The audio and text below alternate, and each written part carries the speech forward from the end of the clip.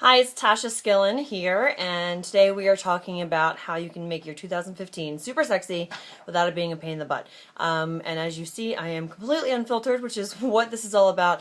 I had an idea, and instead of waiting until I had my perfect makeup and my perfect hair, I'm just doing it so that you can get this information and start doing something with it as soon as possible. So 5 easy steps to make sure that you start off the year feeling good and that you can start reconnecting or rekindling the connection with your significant other. If you're a sexy single, don't worry about that because this is also going to apply to your stash of sexy stuff. So step one, well, first of all, let's first ask how many of you have a drawer full or trunk full or closet full of stuff that you've collected over the years from stores and online and that he's purchased for you or that you've gotten it at my parties and it's just been collecting dust, or there's stuff that didn't work, or there's something that you didn't know if you liked or not, and so there's just this pile of stuff there. So a lot of us have that.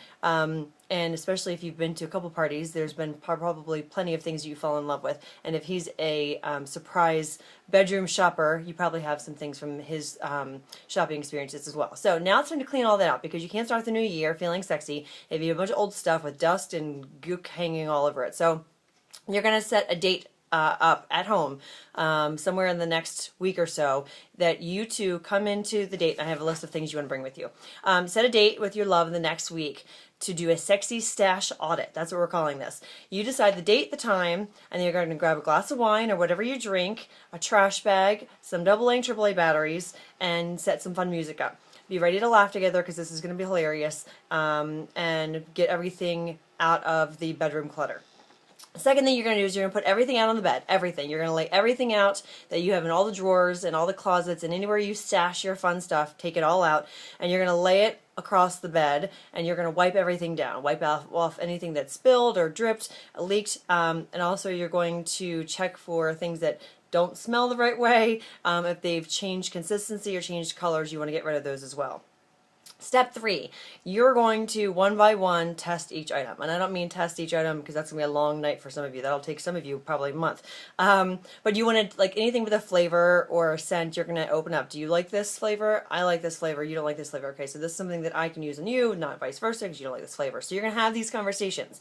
Then you're going to go through some of the items and say, did you even like this one? Do you remember trying this one? I definitely was too drunk to remember if we even liked it when we tried it, so maybe we need to put it aside and test it again. You're going to go through all your stuff and figure out which ones you want to put aside to try again, which ones you absolutely love, and then which ones you're going to be throwing out because they didn't do anything, you didn't like it, they are outdated, or their shelf life is gone.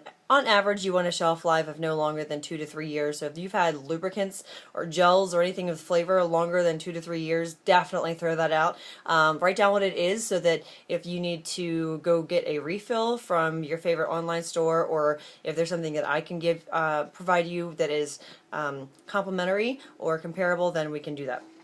And then this will go on and on, especially if you're a bedroom accessory hoarder. So it's okay. I encourage this behavior. We just don't want it to go to waste, which is why we're doing this 5-step program. All right, so after you've cleared out the yucky stuff, the things you'll never use, and the items that are broke or worn out, nicely done, you have your 2015 foundation secured. And so step 4, this is going to be the best step. Now you put everything back neatly. Remember, you do not want toys touching each other. They'll start to melt into each other. You don't want to store toys with batteries inside. You want to make sure you remove the batteries when you're storing them. And then you're going to start planning the next few weeks of fun.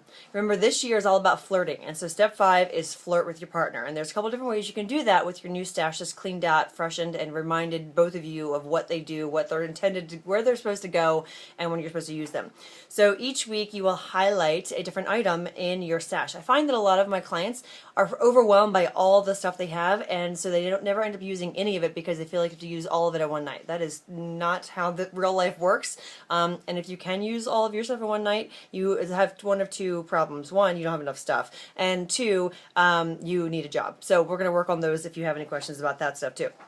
So pick one item and flirt. Set it out on his nightstand. You can text a picture of it to him with a little winky face on there. You can sneak some part of it into his lunchbox or his wallet. Like some of the cards from some of the games are great options for you to do that. And you both will know that you're thinking about the same thing leading up to your date night. So it could be hours or days of anticipation, and you get that silly grin on your face, and so does he, and you're not even in the same space. So that is what flirting can be.